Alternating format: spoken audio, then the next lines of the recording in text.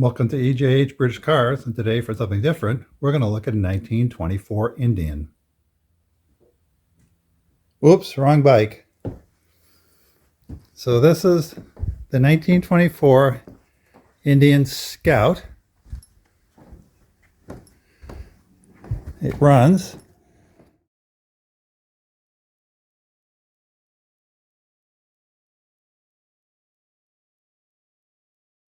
All right, and this is the owner, Curt Totus. So Curt, why don't you tell us about this bike? Well, I bought it probably 20 years ago. My son found it on the computer before Windows. It was DOS. So it was a shot in the dark. The motorcycle was out west in a barn. It had been there since 1950. And I talked to the owner or the farmer by DOS, which I'm not familiar with. My son did it. And he said the bike had been there a long, long time. The wheels had sunk into the mud in the barn, but he would gladly pull it up and send me pictures. And again, this is before the internet got really big, so I had to wait in the mail for the pictures. And I saw the pictures, and the wheels, the bottom of the steel wheels were missing because they were in the mud and they rotted away. The motor still turned, which was a plus. I made arrangements to have it.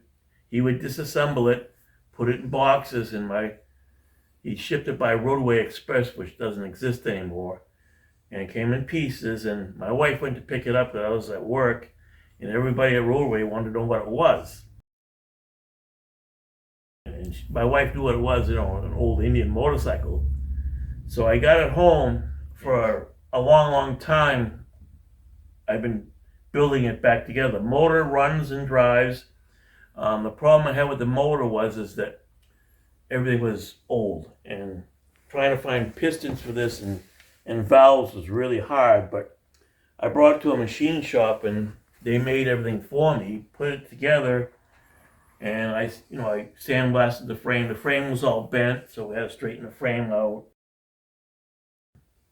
It's a real handful to drive because your timing is here, your throttle is here, your clutch is on the floor, and it's a 3-speed transmission. So It's sequential shift, right? What's that? Sequential shift? Yes. So, and it's square gears too, so you got to be really careful shifting. I've actually not really driven it very far because all it has for a brake is a little band brake. It's about this wide. There's no front brakes on this. It's too early. The only improvement this had from the teens motorcycle was it had electric lights on it, which was a big plus in 1924. You get driving it, as you're going down the road, you adjust the timing, and if you get going too fast... Yes. Twister whip is the timing, right? And if you get going too fast, it has an auxiliary oil pump. So you can pump the oil because it's a total loss system. It doesn't have an oil pan, so when it runs, it drips. Maybe that's the best way to put it. It's been a really, really long project.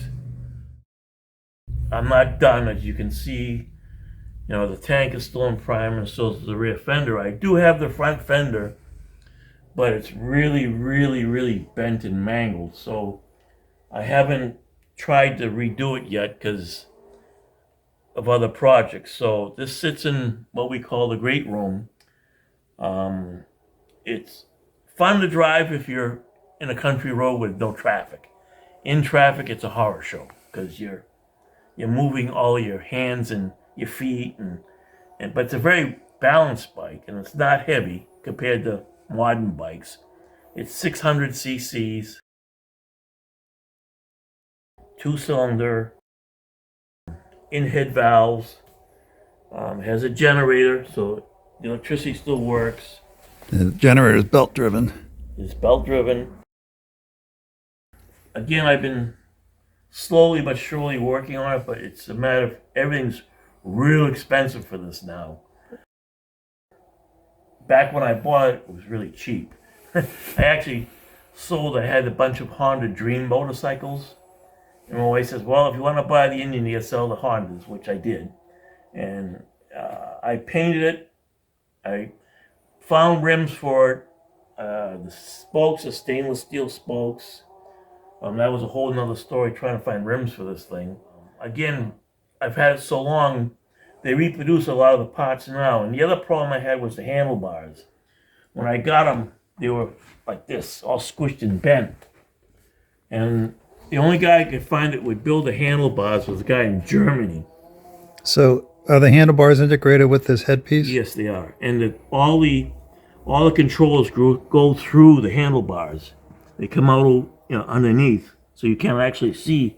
You can't see the cables. Yeah. The only you can see is the horn. It has an electric horn, but everything's inside the handlebars. And so it took him a year to build it. I don't know why it took so long, but he did a beautiful job. And this is an ammeter? That's an amp meter, yep. So And is it adjustable? yes, So it must be the regulator also. yes, and it's the on and off switch. Oh, for the electrical? Yeah, for electricity. Huh. Okay, one button's a horn, and the other button, I can't remember what the other button was for. Kill switch? A kill switch. Okay, it's been so long since I've actually driven it.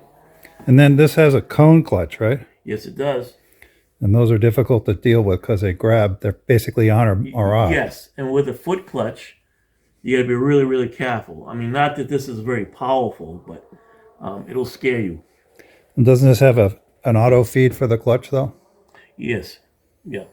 So if you're at a stoplight and you take your foot off the clutch, the engine RPMs will very slowly engage the clutch. Yes. But it's a slipper clutch so that if you're shifting, you can just, because it's a heel and toe, Yes, it is. so you can override the auto feed, but the auto feed makes it so the clutch, because it's almost impossible to feather a cone clutch, Right. particularly when the bike starts to move and your weight shifts. So Yes. I thought that was a really unique and very good idea for this particular setup. Yes. But I've had more fun restoring it, and I used to bring it to shows, and it would attract attention like you wouldn't believe.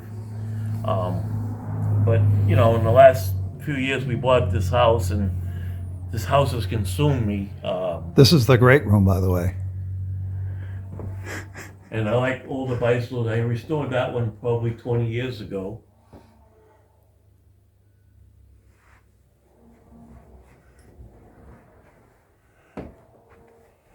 It kind of looks like a big man's room, man cave.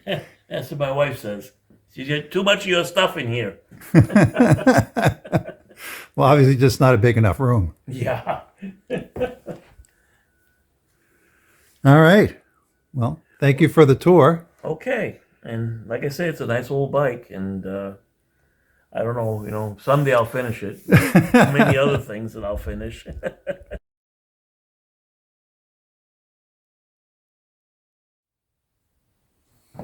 Well, I hope you enjoyed the tour of the 24 Indian. It's a cool bike. Like I say, I rode it 4 or 5 years ago easily now, just in front of the house. But it's very interesting. I got a lot of miles on a motorcycle, but this is the first thing that was as old as that I've driven. Almost everything I've ridden has been 1950 and newer. So hope you enjoyed it. Don't forget to like, comment, and subscribe, and we'll see you next time.